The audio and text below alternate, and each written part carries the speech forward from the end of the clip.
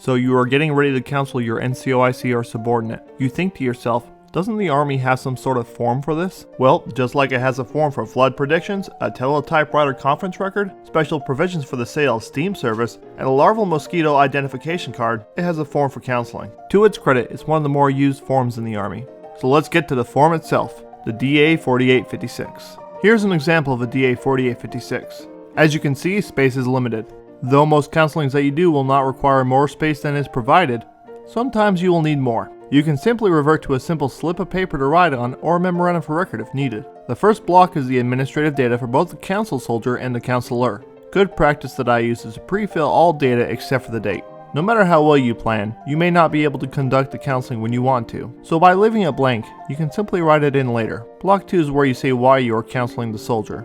You can also put facts and observations pertaining to the counseling here. However, I find that it is not necessarily common practice, as most NCOs and officers discuss the facts and observations in the summary section. It is important to notify the soldier who you are counseling succinctly of why they are being counseled. It helps to frame the discussion. This section can also be used to outline previous plans of action that you and the counsel soldier have put into place. This can help create an understanding of how the discussion relates to the overall relationship or the issue between the soldiers. Section 3 is the meat of the form. Now I want you to notice something that not many people notice or understand. This portion is only a summary of the counseling. Far too often, people treat this as a script for the counseling, reading from it verbatim or only discussing the contents from part 3. Counseling should be a discussion between both individuals. In my opinion, and that of the FMs, the best counseling comes when the counseled soldier does most of the talking. In the key points block, you want to highlight information that you want to cover. Every point should be a portal for discussion outside the form itself. This is also a time to give official notices. If the point of the counseling is to make your soldier aware of information, it needs to be inputted here.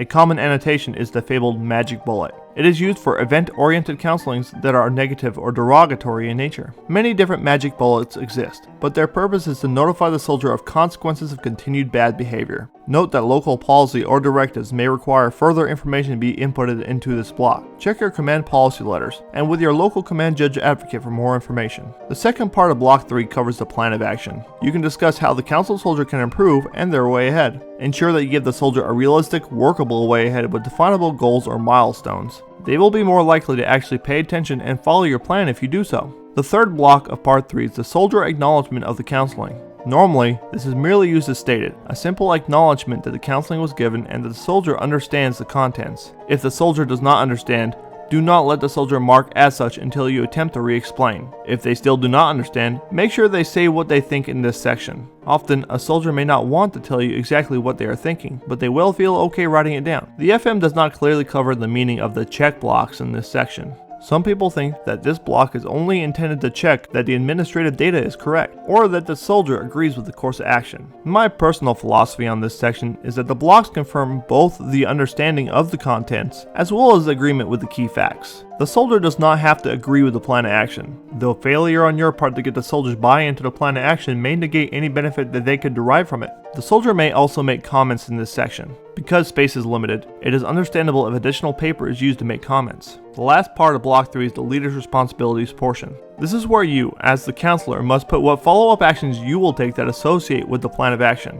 This is not just a spot for you to sign. You have responsibilities to ensure that the plan of action is followed, including coordinating for support of the plan of action. The last part of the form is the assessment. It goes without saying that this part is not filled out during the counseling. I find that this part of the form is not used very often, but you would be wise to do so. Not only is this an opportunity to follow up on the plan of action, giving you the ability to ensure that the soldier followed the plan of action, but you can also give the soldier closure on the action. This is something that is often very important. Now, it is customary and even suggested that you prepare the entire counseling beforehand by typing it in. However, this does not preclude you from writing on it while you're conducting the counseling. In fact, I recommend you do so. Your form will not be absolutely perfect, and you may need to make changes during the session. But if you want to, you can have an empty form and handwrite the entire thing. What is important is that you are getting a summary of the discussion on paper as well as key facts. Well, that was the 4856. Here are the key takeaways from this video. Number 1. The DA 4856 is a portal for larger discussion, not a script. Number 2. The DA 4856 contains key facts and notices, a plan of action, and responsibilities for both parties. Number 3. You should always follow up the counseling at the end of the plan of action.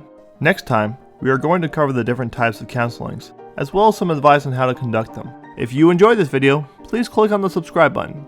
And until next time, remember, the Army goes rolling along.